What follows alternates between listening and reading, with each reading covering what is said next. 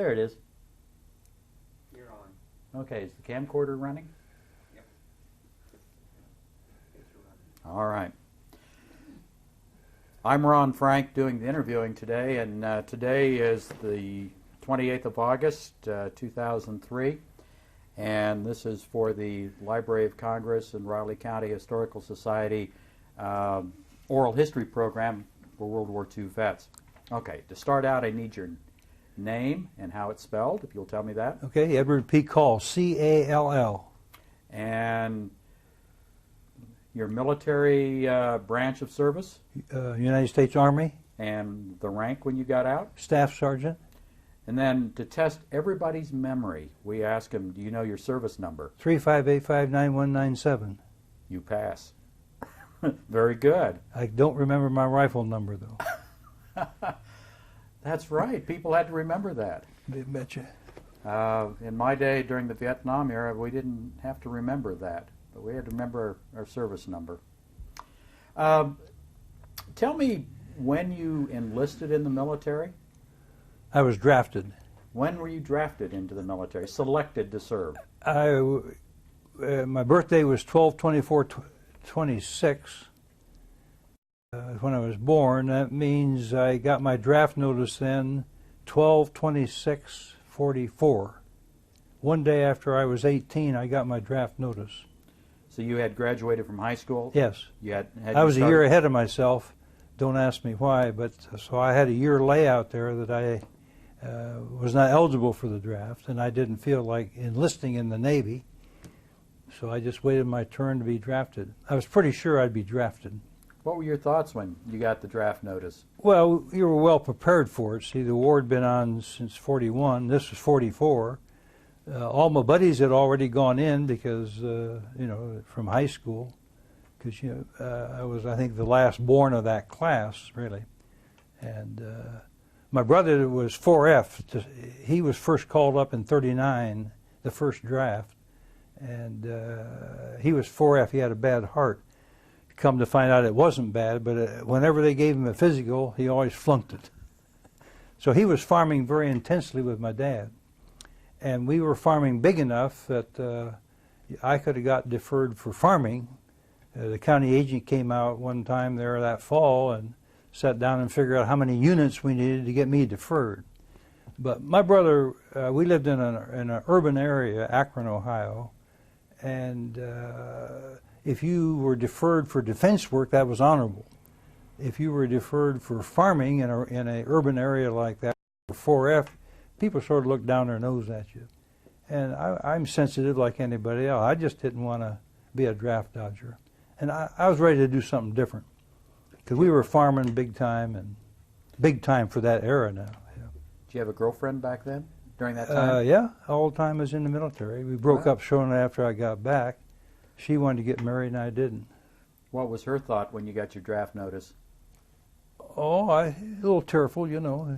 My childhood sweetheart. We'd gone together for years, and I don't remember really, but... Did you have a choice of the branch of service after you got your draft notice? When I got my draft notice, I called Cleveland, that's a recruiting area, and volunteered for the Marine Corps. Don't ask me why I did that, but I did. And they said, take your chances the day you're drafted, the day you go for an induction. They take just a few draftees, volunteers, the day you're inducted for the Navy as well as the Marine Corps. So when I got up there, about 2 weeks later, when I went for my physical, I volunteered for the Marine Corps, and the slots were already filled. And I didn't want anything to do with the Navy, so I just took my chances.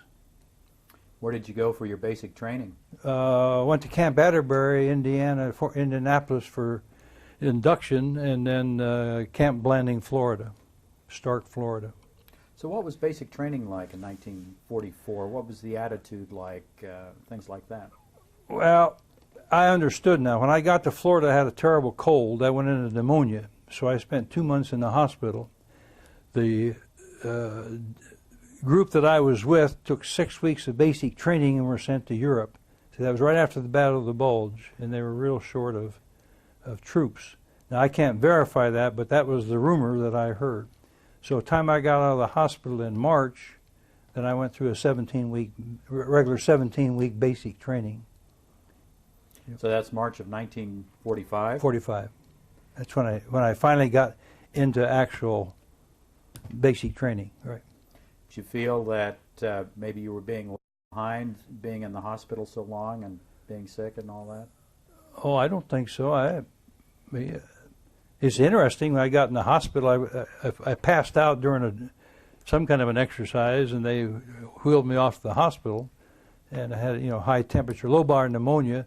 It was interesting. The doctor in charge of that hospital pneumonia ward at Camp Blanding was the hometown doctor, Dr. Pickard.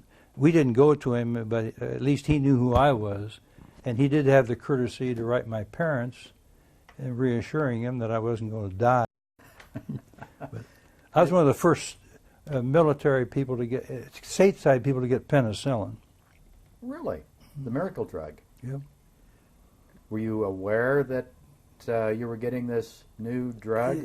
After I became I was in delirium for several days. Yeah, after I got squared away, and the nurses informed me what was going on. I didn't know what penicillin was, but it was in the news the other day that penicillin, the miracle drug, was brought about because of World War II and the need. That's very interesting. Yeah. When you finally went to your basic training, and there is a point when you then get into your individual skill, whether it be a cook, a rifle repairman, or an infantryman. What was your specialty? What did you go into? Well, you went to basic training. You didn't have any choice. Everybody went through it. But somewhere in that era, March or April, I signed up for the airborne parachute troops, and I was going to go to Fort Benning. But then World War II was over in April, and they shut Fort Benning down. So I was still on a list of volunteers for airborne training. So next thing I knew, we were in August, before they dropped the big bomb. I can't remember all the details, but I was in delay en route to Cleveland, Ohio, my home, and I came to Fort Riley. I got promoted to PFC. I was really proud of that. At Fort Riley, they checked us out in a new type of flamethrower ignition system. They called it a 6-gun, just like you could ignite 6 different bursts of napalm.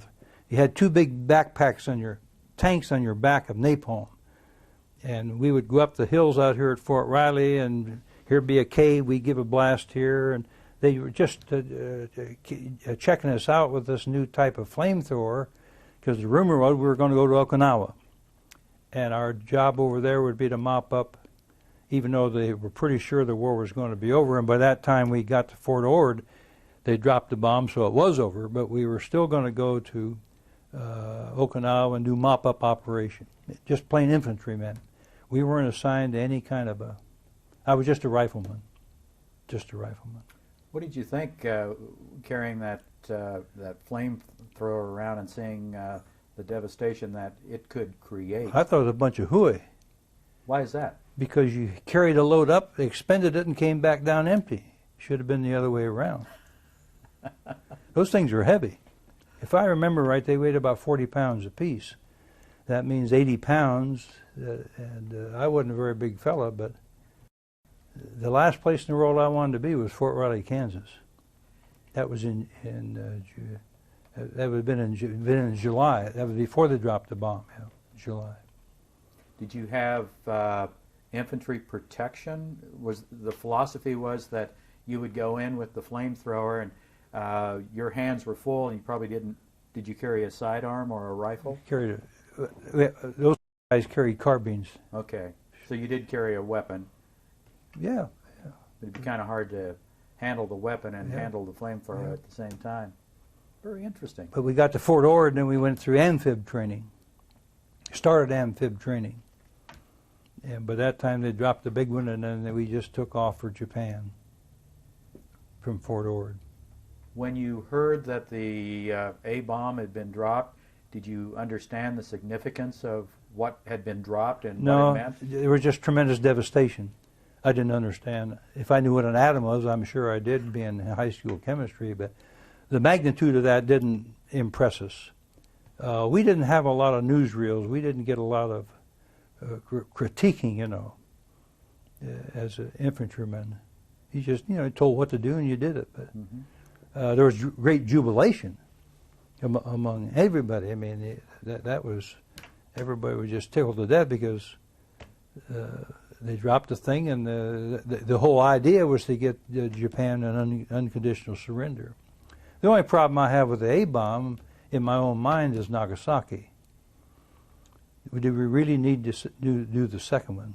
I've been to Hiroshima, so I was there in January the next year, so I saw the devastation. I didn't see the Japanese people that were maimed by it. We were just there for a couple hours changing trains. So I have a deep appreciation for the magnitude of what it will do, and what it did do. But it never really soaked in until after the war was over, really. The scarring, the human suffering, a lot of people were killed. We killed more people in firebombing Tokyo, just plain incendiary bombs, than we killed in Hiroshima. But I have a little problem in my mind about Nagasaki. It's always interesting to try to put things in the perspective of those particular times and what drives one to come to certain conclusions and actions in the time of the day. So after you left Fort Ord, the bomb had been dropped. You knew that the war was over, but you went to Japan. Right. And your duties there were? Well, we got into Yokohama, I think the second or third week of September. I read in the paper yesterday the first troops arrived in Yokohama, the first American troops, on the 27th of August. Well, we were there about 3 weeks later. I don't remember the details. But since my MO was an airborne volunteer, and the 11th Airborne Division had moved from Clark Field, Philippines, up into Sendai, Japan, 200 miles north, there were about 10 of us in this group that I was assigned to on this ship that were all volunteers for the airborne. So they automatically sent us up to the 11th Airborne Division at Sendai. And I didn't do anything. The first job I had up there was guard duty. They gave me a shotgun and loaded shotgun and 4 Afro-Americans from the stockade, and told me to police up the road, which I did, much to my displeasure. I'd fired a lot of weapons, but I didn't particularly want to shoot some prisoner. Yeah. I remember I got back that noon. I told the stockade sergeant, I said, "Put me digging ditches. I don't want any more of this stuff." And boy, he just laughed, thought that was funny. So he sent me over to a maintenance outfit that we started painting outbuildings. So you were 19 at the time? 18. 18. Mm-hmm. How was the attitude of the Japanese population, people, toward the Americans? You were now in their country. Did you have contact with them? Or? Oh, yeah. Let me give you an example. Sendai had been bombarded by the Navy, naval bombardment. It was about half leveled. And we moved into Schimmelpfennig. That was the Camp Schimmelpfennig. Don't ask me where the name came from. But anyway, when we got up there in the troop train, the railroad tracks had been bombed out, so we had to march in about 5 miles. Well, we were replacements. See, we weren't the original combat troops that moved in there 3 or 4 weeks ahead. Well, sometime ahead of us. But they actually had Japanese kids out there on the highway raising American flags, welcoming us in. The Japanese were very gracious. They were so tickled. Well, wait a minute. They'd been under this oppression for centuries. This is just a new ruler. But whether you like him or not, MacArthur did a lot to soothe the feelings of the Japanese. He immediately put them to work. He got them on good rations. He took care of the Japanese. We call him a gook lover. But you got to give him credit. He did the right things at the time. But he was not a soldier's general. He was very, very aloof type of person. as compared to Eisenhower, who came over one time. He was a soldier's general, say. But not many people liked MacArthur. Even though he was aloof in that, without question, you would do whatever he wanted and Sure. not really question what he was doing, what his That's the thinking military. was. Yeah. That's the military. Were there any? Well, you just kind of go through your military part here. It says that you went to jump school then when you were Yep. in Japan. I can't remember. It was in October. It began to get cold. It was up in the mountain area. The Unomi Airfield, which was down on the coastal plain, they set up a jump school there. They brought over some of the equipment from Fort Bragg, Fort Benning. That was the original jump school. We didn't have the big parachute towers, but they put us through a week of basic training, running, jumping, that type of thing. And then a week of flight training, getting ready to jump. Then the third week we made 5 jumps to qualify. And for that, you got jump wings. Yep. And so Fif- much extra per month. in pay? $50 a month. That was quite a bit. In 1945, it was a lot of money. Yeah. But officers got 100. They fell just as hard as you guys did. You betcha. It was a great experience. I was a kid, never been away from home in my life. Army was pretty shocking, the social aspects of Army life. So how did you acclimate to Army life now in this post-war situation? Well, you got to know my dad. My dad was a disciplinarian. I didn't find Army discipline that difficult to take. It's not like my kids, or particularly my grandkids today, who despise authority. You know, at home, my dad said, "Go milk the cow." You went and milked her. You didn't mouth off at him. He was a nice guy and a very progressive farmer, but that's just the way life was. I didn't have any trouble with it. What parts did you have difficulty with, if you had difficulty with it at all? Well, the social aspects, the venereal disease, there were some guys in our outfit from, I shouldn't say New York, but I will, that were uncouth. I wouldn't trust them. Drunk about half the time on weekends. That was my lifestyle. So that was a little bit. Let me give you an example of how shocking it is. This guy named Doberman now, I realize that's the name of a dog, but his name was Doberman. And he was 35 years old. He had 2 kids at home in Philadelphia. The kid could not read nor write.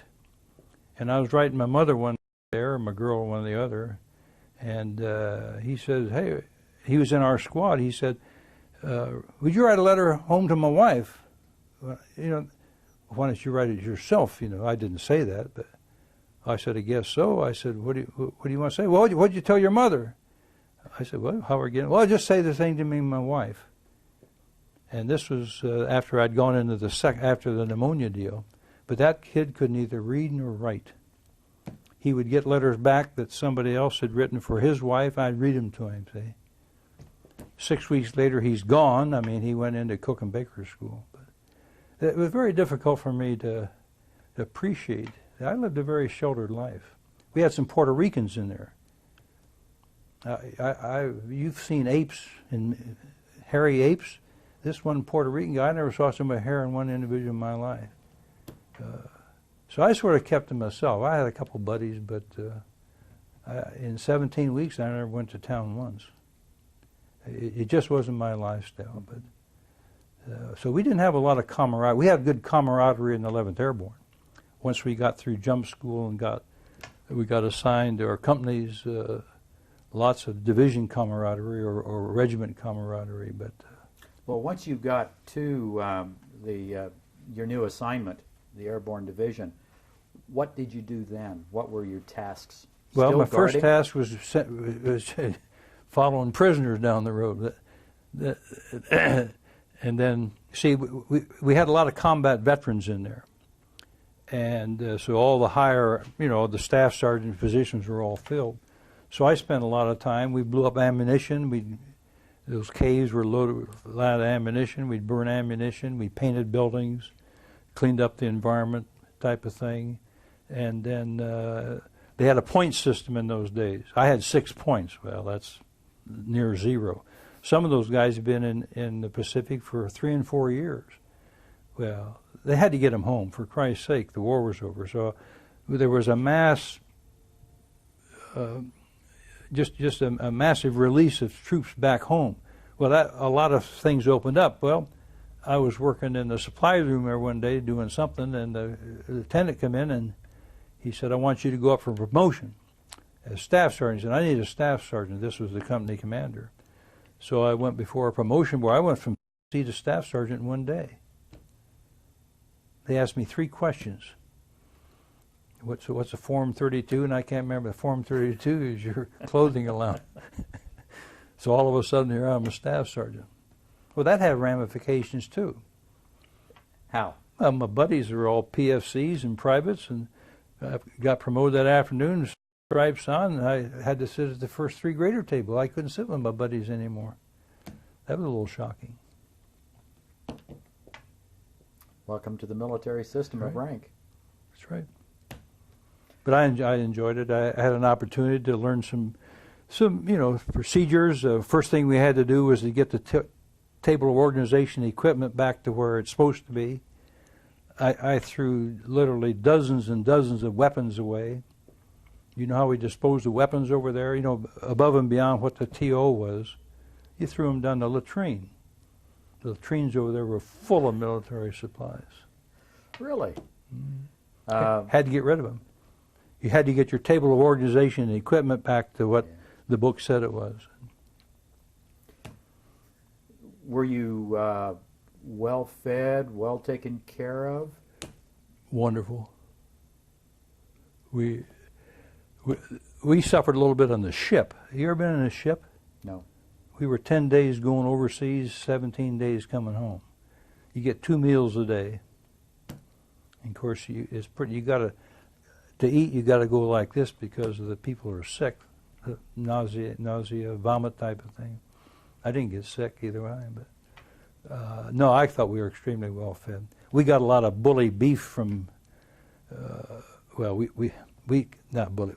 We called it horse meat, but really it was mutton from Australia. And I expect every other day we had a real thick stew. It was sort of grainy like horse meat. I didn't know what horse meat was, but no, I thought we were extremely well fed. What did you do for recreation? Well, I got on the regimental baseball team. We got to tour northern Japan. We didn't go down to Kyushu, but we went to Tokyo once, went up to Omori, Hokkaido, and I wasn't a very good ball player, but somebody had to hold down second base. So you were second baseman? Yeah. Were you a decent hitter? Oh, I can't remember anymore. How do you know?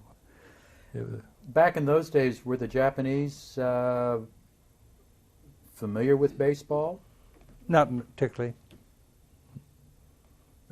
I'll give you an experience of, you ask what was the attitude of the Japanese. The only group of Japanese that shunned you, you'd be walking down the street in town, little town there, Sendai, and there'd be 2 or 3 big Japanese boys. And you always were with somebody, your buddies, Invariably, those people were expatriated soldiers. And they would immediately, when they saw you, they'd cross the street. They didn't want a up-front confrontation with you. But other than that, the people were so generous. Being a first 3 grader, I had privileges. I had my own private room, and I had a houseboy. And the houseboy, this is where MacArthur got the Japanese people working involved. This kid had infantile paralysis and very disfigured, and spoke brilliant English, a lot better than my English, see. But we were visiting there about the first day, and he asked me where I was from. And I said, well, Ohio. Well, whereabouts in Ohio? I said, Goodrich, Firestone, Goodyear. He knew more about the United States than I did. But he said that was 1945. He said 1936, English became the second language starting in the first grade. So those people were planning well ahead of time. But I really enjoyed the I didn't learn as much. You know, if I were to go back now, I would learn more about the Japanese. You know, we were trained to hate Japs. You know, kill Japs. I mean that. I was talking to the senior class at high school last year about World War II, and I just couldn't convince them how you could convince people to hate somebody to where you'd kill them. You know, you were trained in basic training that if he showed his head, you shot him. I mean, it's a psychological thing. I'm not a psychologist, but and I still won't buy a Japanese car. Now, my son-in-law, he just thinks I'm crazy as hell, but I just won't buy a Japanese car. I don't have that much animosity. But at that point in time, there was a great hatred toward the Japanese. Did that attitude with the GIs, was that a prevalent predicament and problem to have, where you were taught to hate for so long, then suddenly now... Well, the combat veterans particularly. The people, see, we had guys there that had multiple wounds, multiple Purple Hearts. They took a beating at Clark Field. That's down in Manila someplace, and you just can't help. I mean, you know, I was never in combat, yet we were still trained that way. See, you get him before he gets you. You know, and it's you know, in modern day, I'm sure that's true in any war, isn't it? It has to be. You were in Vietnam, wasn't that true? Yep. Maybe you didn't hate the Vietnamese the way we hated Japanese, but remember, they were the aggressors. They bombed Pearl Harbor. That's right. See? So did you ever jump? Five. I qualified. Then they went to a period of time of downsizing over there, and we didn't jump again after we qualified. Years later, as you think back, do you think that maybe you had a screw loose or two for wanting to jump out of a perfectly good airplane? I wanted to do something different. I wasn't an athlete. I weighed 125 pounds when I went in the Army. All I knew how to do was milk cows. My brother was a great athlete. He had a lot of potential. He's about twice as big as I am. And I just thought, you know, why not do something different? Yeah. So when did you end your tour of service with the Army? We got back in, I think, November. I got discharged at Camp Beale, California in November 46. I'll give you another example of how soon we forget. There were four of us, all staff sergeants from the 11th Airborne, left for Tokyo on the same truck. And we got, and first three graders get special privileges. You get a stateroom. Well, the staterooms in that boat had for 4 people. Well, that's better than down the hole with 5,000, you know. So we get down there and get all ready got on shipboard and got up on the deck on the ship, and they said, we have change of plans here. About that time, 2 buses pulled up, and there were 2 busloads of wax. And those SOBs put us down in the hole so those wax could have those second-class accommodations. Life's unfair when it comes to the fair sex. Then we got to Camp Beale, California, and I elected to be discharged out there rather than go back home on a delay en route. Okay, so the 4 of us are still together. We're big buddies. We had a good time at Camp Beale, California. So we got first-class passage, Pullman, got on the train, and the first thing we did after we got our Pullman area, head for the club car. Here we are, 4. We got white neckerchiefs on. We had white laces in the jump boots. We're pretty hot stuff.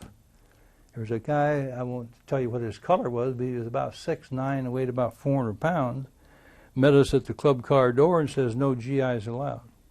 This is a true story. We were not allowed in the club car in a uniform. Go back and change in your civvies. This is in October, November 46. See how soon we forget? That's amazing.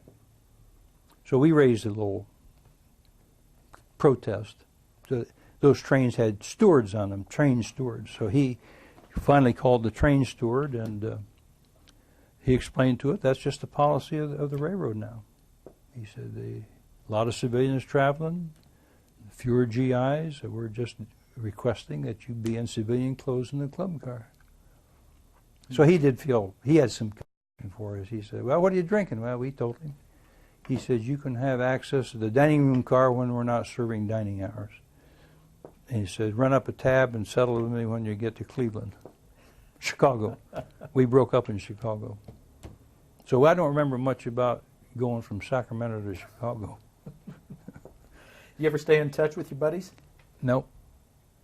Nope. One fellow I went to Fort Wayne, Indiana. He called me one day and wanted to be his best man. So that was the end of that. What did you do after you got out of the military?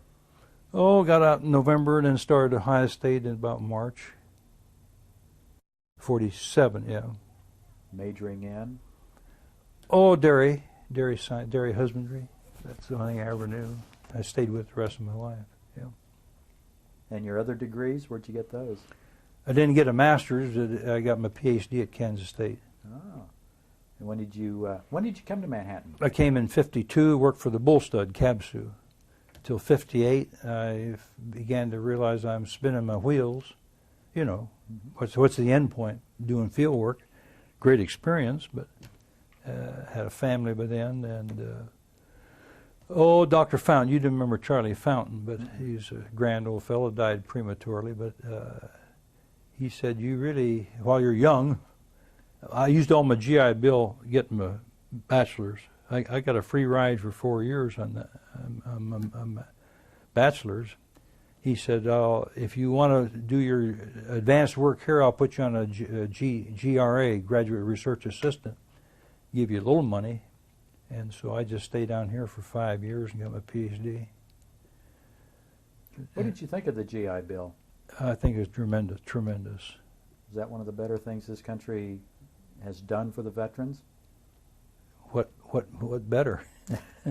No, come on, you know that as well as I do.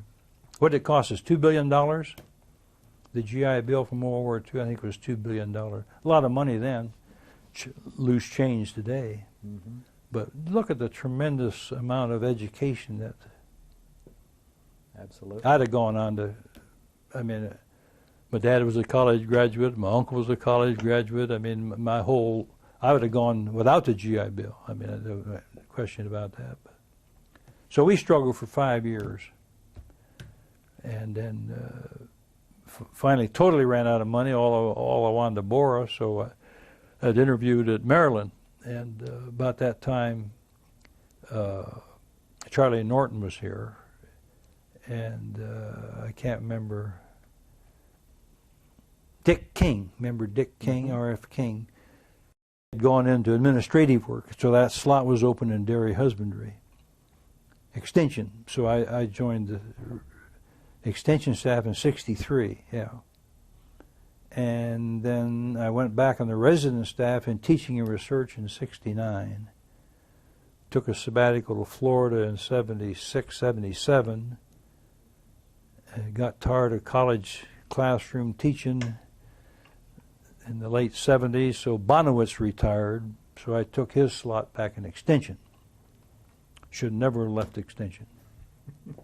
I enjoyed the college teaching, but you know, everybody, you know, when you're a PhD researcher, everybody's going to be a Nobel Prize winner, aren't they? I'm not a Nobel Prize winner. I really struggle with the research, and I don't care what kind of a teacher you are. He may disagree with this. If you don't publish, you perish. If you don't publish, you're going to perish. Right. At least in the sciences now. And I was really struggling there. So when Bonowitz retired and that job opened up, I was there. When did you finally retire from the university? 94, November 94. So what are you doing these days? Oh, drinking coffee on Wednesday morning. Too much. I'm secretary of the Kiwanis Club. Uh-huh. We have a group called NARF. What's NARF? National Association of Retired Federal Employees. Okay. Are you a CSRS man or FERS? I'm not retired yet. Well, but I'm FERS, yes. Okay. See, you are eligible today. I should have application I signed yesterday. I've been very active in NARF. Uh-huh. Seemed like I'm at the church once or twice a week. I was the coordinator for our building program last year. Heaven forbid I ever do that again. Yeah. We got her done. Do your kids and grandkids ever ask you about World War II and what your thoughts are? Not until about 2-3 years ago, and that's why I finally did something like that. And what do they think? What do they ask most? What's their most common question to you? Well, did you kill anybody? You know, Yeah. That didn't bother me at all. No, I wasn't in combat. How do you like jumping out of an airplane, Granddad? Oh, well, up to a point, yeah. But anyway, I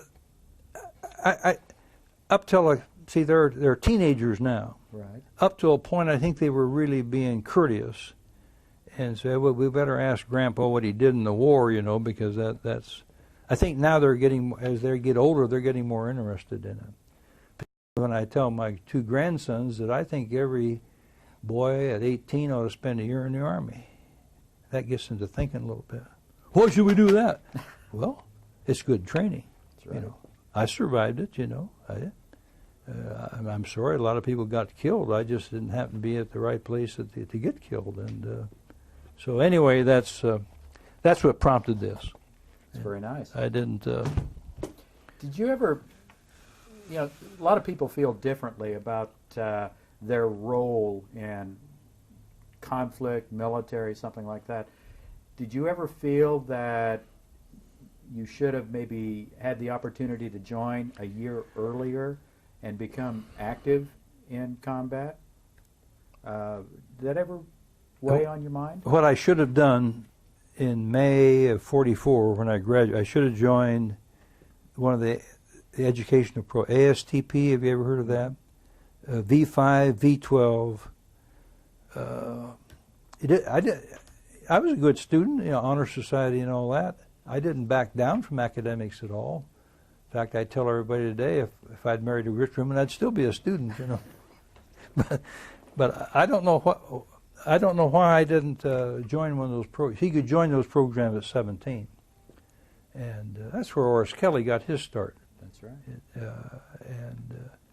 I don't think I really was looking forward to combat as such. I don't. I didn't back down. I wasn't a draft dodger by a long way, but I don't think I really wanted to kill anybody as a motivation to go there. Once you got in there and got indoctrinated and got brainwashed, then it's survival of the fittest type thing. But well, sometimes there's this feeling that maybe you didn't do all that duty required, that maybe you got off a little easier or something. And everybody grapples with different things, and I'm just curious about that. Well, like the train incident, so when I was in the club car, that deflates you a little bit. I mean, we didn't think we were conquering heroes, but see, the time we left Japan, we were the veterans, the combat people all gone home except for the guys that read up. So we were pretty hot stuff, and I have an ego. That's right. To me, in the Army, I got to be on the first team. I got to play varsity, which I never did in high school or grade school. So As you look back and you maybe reflect on what the Army has provided you, what did the Army give you to allow you to succeed to the point where you are right now? Well, it was the first time in my life I've ever faced fear.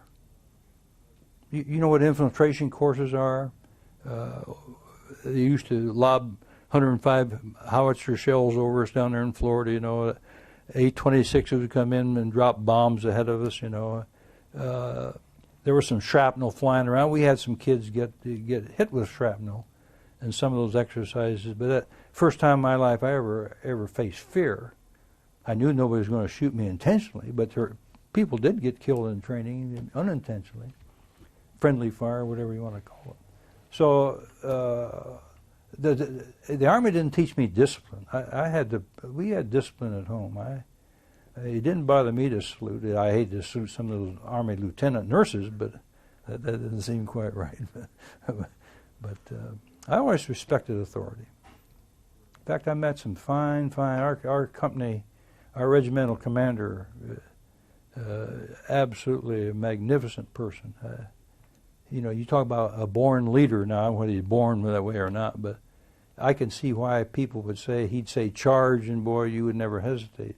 So I met a few people like that. I met some officers that were a little bit too proud of themselves. But You mentioned the incident in the dining car, Yeah. the club car. Was there any other incident or event that may have occurred that was kind of a dark moment when you were in the military? You know, usually you have your high points and you have your low Yeah. points. What comes to your mind of something that was probably a low point?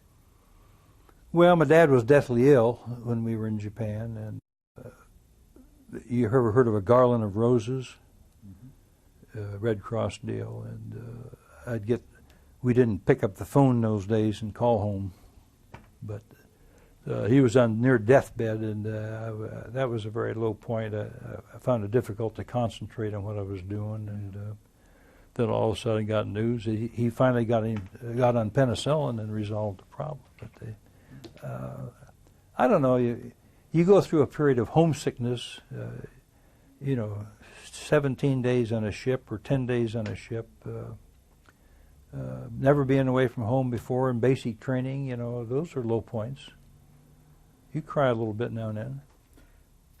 17 days on a ship. What do you do? Boy, Play a lot of cards? I never played cards. Didn't shoot craps. Sleep, wander around. Talk a lot to people? That was coming back, see. 10 days going over. Interesting, as soon as we got in that ship, boy, our first port of call was Honolulu. You ever had rumors like that, The next morning we woke up, we're off the coast of the Aleutian Islands. There's ice in the rigging. But we went the northern route, we came back the southern route. Ah. But that was a low point, that dadgum wax was sitting up there washing their undies out, and that's terrible. No way to treat a conquering hero.